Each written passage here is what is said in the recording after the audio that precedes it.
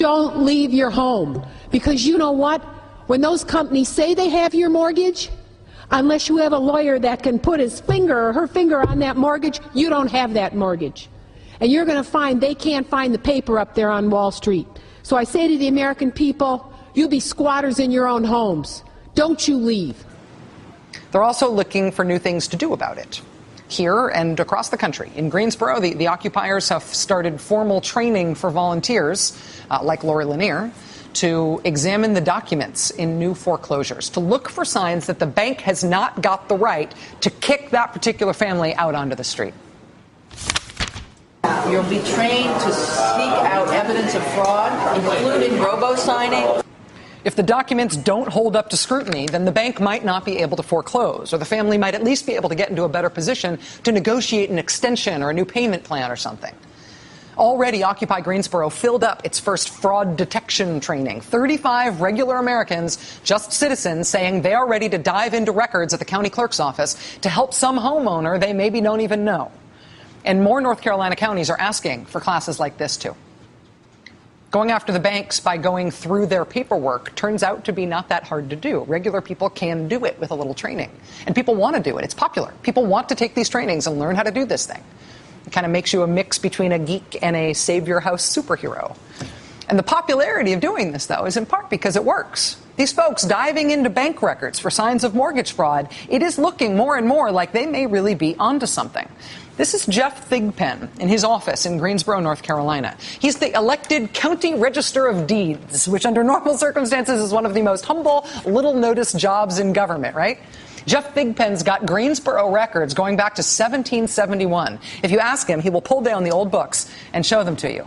All this documentation of who owns what, signed by actual humans using their real names and old-fashioned ink in the 1700s. The records showing who owns what, going back as long as the government exists, basically. It's who owns what land and who owes who money for it.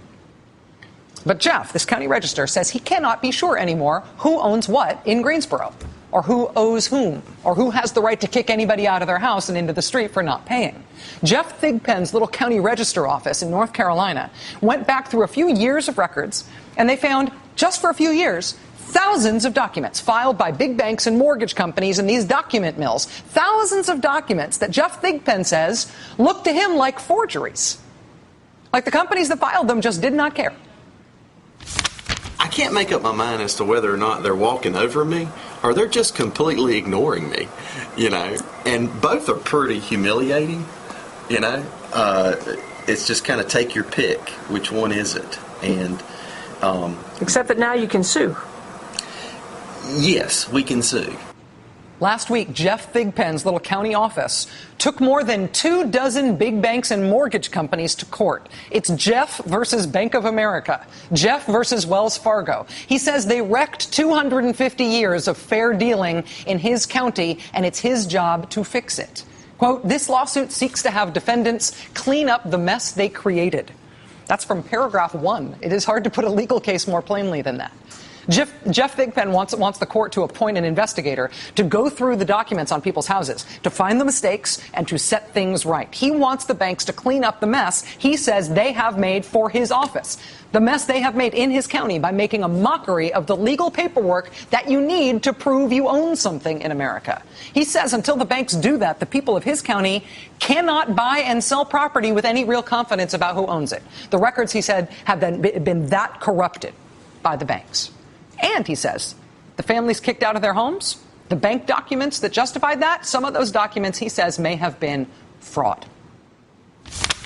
Public recording offices are part of our democracy and the rule of law, and the laws that govern them need to be respected. And if you don't respect that, then why am I any better than Wikipedia?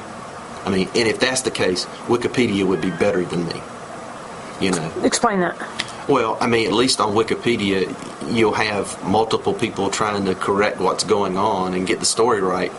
All we would be doing would be logging in information signed by people 4 to 15 different times with no verification, and then people could go out and use it for what they'd have the legal force of Wikipedia through my office.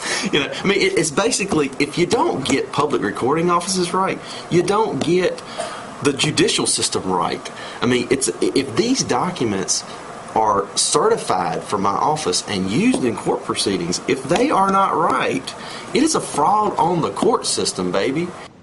Jeff Thigpen says he has already found about 3 dozen foreclosures in Greensboro, 3 dozen, where he now considers the documents that justified those foreclosures to be seriously in question.